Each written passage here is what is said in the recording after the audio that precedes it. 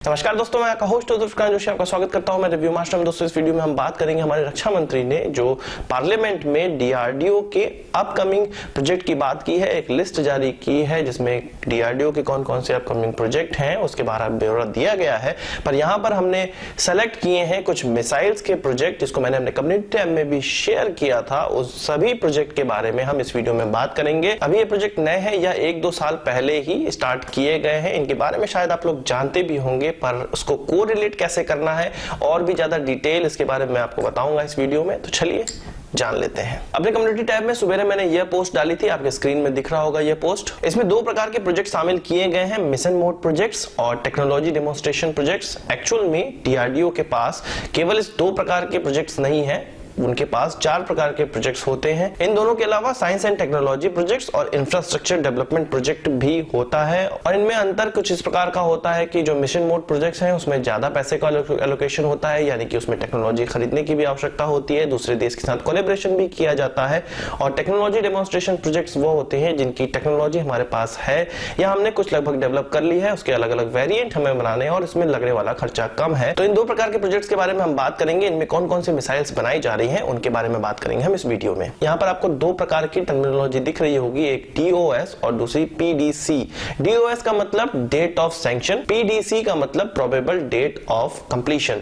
तो इन दोनों टर्मिनोलॉजी का हम यहाँ पर इस्तेमाल करेंगे, इसको ध्यान में रखिएगा। सबसे पहले प्रोजेक्ट की हम बात करें तो MRSAM फॉर इंडियन आर्मी है, जिसका डीओएस है 8 मार्च 2017 और पीडीसी है इसका 7 मार्च 2023। और इसकी जो कॉस्ट अलॉट की गई है 17,262 करोड़ रुपए इसमें अलॉट किए गए हैं। और इतना पैसा क्यों अलॉट किया गया इसके बारे में हम जान लेते हैं, थोड़ा डिटेल इस प्रोजेक्ट के बारे में जान लेते हैं। आपको पता होगा कि डीआरडीओ ने इजराइल के साथ मिलकर बराक 8 मिसाइल बनाई हुई है जो MRSAM है और जिसका इस्तेमाल नेवी करती है, पर इसी का वेरिएंट अब आर्मी के लिए बनाया जा रहा है। तो इसी में ये पूरे ज्यादा पैसे खर्च होने वाले हैं। और नेवी में इसकी रेंज की बात की जाए तो वो 70 किलोमीटर की रेंज है, तो कुछ आर्मी में भी इसी प्रकार की रेंज हो सकती है। तो आप कह सकते हैं आकाश मिसाइल के अलावा यदि भारतीय सेना को कुछ लंबी दूरी की मार करने वाली मिसाइलों की आवश्यकता है, सरफेस टू एयर, तो वो इन मिसाइलों का इस्तेमाल करेंगे जब ये डेवलप हो जाएगी। दूसरा प्रोजेक्ट है LRSAM फॉर इंडियन नेवी, मतलब इंडियन नेवी के लिए LRSAM डेवलप करना, जो कि सैंक्शन हुआ था 24 मार्च 2017 को और इसकी जो कंप्लीशन डेट है वो 23 सितंबर 2022 है। और इसमें जो अलॉट किए गए वो 1076 करोड़ रुपए अलॉट किए गए हैं। इसमें भी बराक 8 की बात आती है। बराक 8 MRSAM है, तो यहाँ पर LRSAM डेवलप करने का प्रयास है, जिसमें से आप में से बहुत से लोग इसको बराक 8 ER के नाम से जानते हैं, जो कि ऑलरेडी प्रोजेक्ट चल रहा है और इसकी रेंज लगभग 150 किलोमीटर की होने वाली है। यहाँ पर तीसरी मिसाइल का नाम लिया गया है SLCM, यानी कि सबमरीन लॉन्च क्रूज मिसाइल, जिसकी सैंक्शन डेट है 8 दिसंबर 2017। हाल ही में सैंक्शन इसको किया गया है। कंप्लीशन डेट है 7 दिसंबर 2022 और 981 करोड़ रुपए इसमें सैंक्शन किए गए हैं। आपको पता होगा कि ब्रह्मोस का हमारे पास सबमरीन वर्जन है, तो ये किसका सबमरीन वर्जन होने वाला है? तो क्रूज मिसाइल हम जानते हैं कि हम निर्भय डेवलप कर रहे हैं, तो उसी का यह सबमरीन वर्जन हो सकता है, ऐसी खबरों में निकलकर सामने आया है। तो नेवी की जो डिमांड थी कि उनको 15,000 किलोमीटर वाली कोई क्रूज मिसाइल की आवश्यकता है, तो वह इसी निर्भय मिसाइल की सबमरीन वर्जन से पूरी की जाने वाली है। बात करते हैं अपने टेक्नोलॉजी डेमोन्स्ट्रेशन प्रोजेक्ट्स की, तो उसमें रुद्रा M2 का नाम सबसे ऊपर आया हुआ है, जिसकी सैंक्शन डेट है 7 मार्च 2016 और इसकी कंप्लीशन डेट है 6 मार्च 2020। 489 करोड़ रुपए इसमें खर्च किए जाने वाले हैं इस प्रोजेक्ट में। आपने एक नाम तो जरूर सुना होगा, NGARM, new generation anti radiation missile. तो कहा जा रहा है कि इसी का यह वेरिएंट है और पिछले ही साल इसके लिए एक एल्यूमिनियम कैनिस्टर के लिए टेंडर भी जारी किया गया था डीआरडीओ की तरफ से, यानी कि इसको ऑलरेडी डेवलप करना स्टार्ट कर दिया गया है।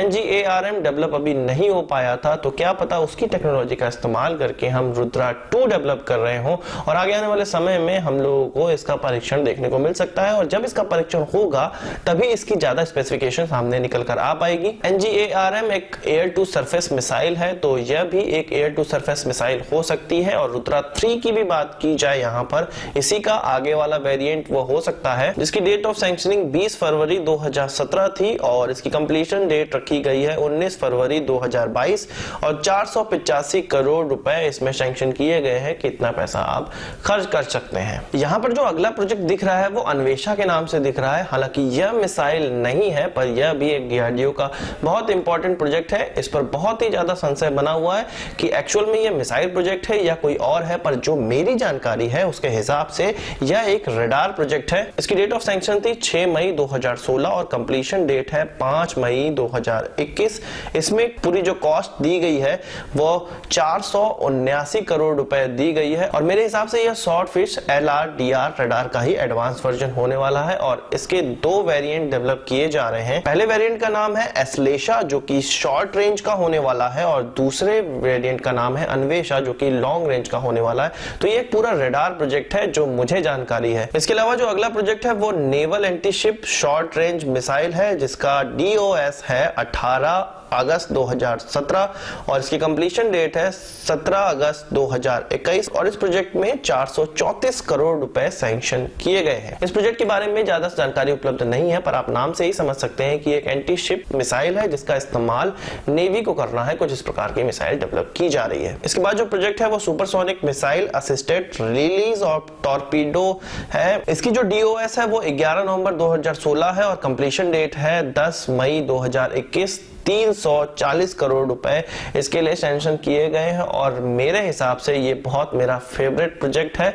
इस प्रोजेक्ट के बारे में थोड़ी सी जानकारी मैं आपको दे देता हूं। आपको पता होगा कि जब हम कोई टॉर्पीडो लॉन्च करते हैं सबमरीन के द्वारा, वो पानी के अंदर गति करता है और बहुत ही स्लो गति करता है। पर यदि यही टॉर्पीडो किसी क्रूज मिसाइल के द्वारा हवा में पहले लॉन्च किया जाए और किसी सबमरीन या जहाज पर हमें अटैक करना है, उसके कुछ दूरी पे ही इसके जो वॉर हेड है वो टॉर्पीडो का हो और वो पानी में गिरा दिया जाए और फिर वो जाकर उस सबमरीन या नेवल शिप को अटैक करे, तो कितनी तेजी हो जाएगी एक नेवल शिप पे अटैक करना, वो भी टॉर्पीडो के द्वारा। तो कुछ इसी सिस्टम पे यह काम करेगा। हालांकि यह नया प्रोजेक्ट नहीं है, अमेरिका के पास 50 साल पहले ही इस प्रकार के हथियार थे, पर वो अब एब्सोल्यूट हो चुके हैं। उनकी ज्यादा इस्तेमाल ना होने के कारण अमेरिका ने उसको एब्सोल्यूट कर दिया है। फिर भी विश्व में इस प्रकार के कई हथियार अभी भी मौजूद हैं और मुझे बड़ा अच्छा लगा कि DRDO इस प्रोजेक्ट पे भी काम करना स्टार्ट कर दिया है। इसके बाद जो प्रोजेक्ट है वो ground based high power microwave system है जो कि डायरेक्ट एनर्जी वेपन है और इसको सैंक्शन किया गया था 6 जून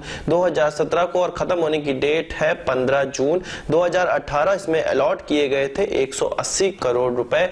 तो यानी कि 1 साल का ही इसको समय दिया गया था और इसी साल इसको कंप्लीट होना होगा। क्या पता आने वाले समय में 4 से 5 महीनों में हम इस प्रकार के वेपन का एक ट्रायल भी देख ले। और यह इस प्रकार का वेपन है जिसमें इलेक्ट्रॉनिकली किसी ड्रोन को मार के गिराया जा सके या किसी विमान को मार के गिराया जा सके या किसी इलेक्ट्रॉनिक सिस्टम को खराब किया जा सके माइक्रोवेव के द्वारा, जिसका नाम हम लोग कभी कभी काली के नाम से भी सुन रहे हैं। तो क्या पता वही प्रोजेक्ट हो और इतनी देर बाद ये सैंक्शन हुआ हो और 1 साल का ही समय DRDO को इसमें लगने वाला हो। इसके बाद जो प्रोजेक्ट है वो MPATGM की तरफ से है, यानी कि man portable anti tank guided missile. आपने सुना होगा कि स्पाइक हम लेने वाले हैं, तो हम क्यों नहीं ले रहे हैं? क्योंकि DRDO इसको खुद ही डेवलप कर रहा है। इसकी जो सैंक्शन होने की डेट है वो 27 जनवरी 2015 है और उसकी खत्म होने की डेट है वो 26/7/2018, यानी कि जुलाई में ही इसको खत्म होना था प्रोजेक्ट। पर अभी तक हमने कोई इसका ट्रायल नहीं देखा है। आने वाले 6 महीने में क्या पता इसका ट्रायल हो भी जाए। और स्पाइक डील हमारी इसीलिए शायद निरस्त की गई हो, DRDO इसीलिए उसको निरस्त किया हो कि हमारे पास जब इस प्रकार के सिस्टम ऑलरेडी डेवलप हो रहे हैं तो बाहर से हमें क्यों लेना। इस प्रोजेक्ट में जो पैसे खर्च करने के लिए पास किए गए हैं वो 73 करोड़ रुपए खर्च किए गए हैं। इसके बाद जो प्रोजेक्ट है वो आकाश 1S है, जो आकाश MK1 का ही एक एडवांस वर्जन है, जो कि सैंक्शन हुआ था 8 जून 2016 को और खत्म होने की डेट है उसकी 7 जून 2018, यानी कि तीसरा ये प्रोजेक्ट है जिसको 2018 में ही खत्म होना है। और हमने एक ट्रायल सुना था जिसमें कि आकाश को इंडिजिनस IR सीकर से लैस किया गया, तो ये वही प्रोजेक्ट है मेरे हिसाब से, क्योंकि इस प्रोजेक्ट में भी इंडिजिनस IR सीकर आकाश मिसाइल में लगाना था। जो इसमें पहले से रेडियो फ्रीक्वेंसी फ्यूज लगा हुआ था उसको हटा के इस प्रकार के सीकर का इस्तेमाल करना था, जो कि हम ट्रायल में देख चुके हैं। तो मुझे लगता है कि ये प्रोजेक्ट कंप्लीट भी हो चुका है। इसके बाद जो प्रोजेक्ट है वो ध्रुवास्त्र है, एयर टू सरफेस मिसाइल, और 24 जनवरी 2018 को यह पास हुआ। यह इस साल पास होने वाला सबसे पहला प्रोजेक्ट है और मात्र एक प्रोजेक्ट है अभी तक, और 23/1/2021 में इसको कंप्लीट हो जाना है। 66 करोड़ रुपए इसके लिए पास किए गए हैं और ये कहा जा रहा है कि यह अस्त्र मिसाइल का ही अलग वेरिएंट है, पर अस्त्र मिसाइल तो एयर टू एयर मार करने वाली मिसाइल है, तो ध्रुवास्त्र एयर टू सरफेस किस प्रकार से, तो यहाँ पर एयर फ्रेम की बात है कि अस्त्र का केवल और केवल एयर फ्रेम इस्तेमाल किया गया है, पर इसको एयर टू सरफेस मिसाइल बनाया जाएगा और इसकी रेंज की बात की जा रही है कि 100 से 150 किलोमीटर तक की इसकी रेंज होने वाली है। इसके बाद जो प्रोजेक्ट है वो ATGM है, अर्जुन मेन बैटल टैंक के लिए, और 10 मई 2016 को इसको पास किया गया था। 27 जून 2020 को इसको खत्म होना है और 56 करोड़ रुपए इसके लिए अलॉट किए गए हैं। आपको पता होगा कि अभी तक जो नाग मिसाइल का लॉन्च किया जाता है वो नमिका नाम के एक व्हीकल के द्वारा किया जाता है, जो नाग लॉन्च करने के लिए ही बनाई गई है। पर मुझे लगता है कि DRDO अब चाहती है कि जो भारतीय सेना में अर्जुन टैंक डिप्लॉय किए जा रहे हैं, आने वाले समय में किए जाएंगे, उनके द्वारा भी नाग मिसाइल लॉन्च की जा सके, इस प्रकार के नाग मिसाइल को डेवलप करना। तो कुछ इसी प्रकार का यह प्रोजेक्ट है। तो यह थे DRDO द्वारा 2 से 3 सालों में स्टार्ट किए गए प्रोजेक्ट, जो कि आने वाले 5, 6, 7 सालों में भारत को मिलने वाले हैं, भारतीय नेवी, एयरफोर्स या आर्मी को मिल सकते हैं। तो आज की इस वीडियो के लिए बस इतना ही। आशा करता हूं कि वीडियो पसंद आया। अगर आप इसको एक बड़ा थम्स अप जरूर देंगे, इस वीडियो संबंधी कोई सवाल सुझाव तो कमेंट बॉक्स में जरूर लाइएगा, और यदि आपने हमारे चैनल को सब्सक्राइब नहीं किया उसे भी कर लीजिए, क्योंकि हम इस प्रकार की वीडियो लाते रहते हैं। नमस्कार, थैंक यू, जय हिंद।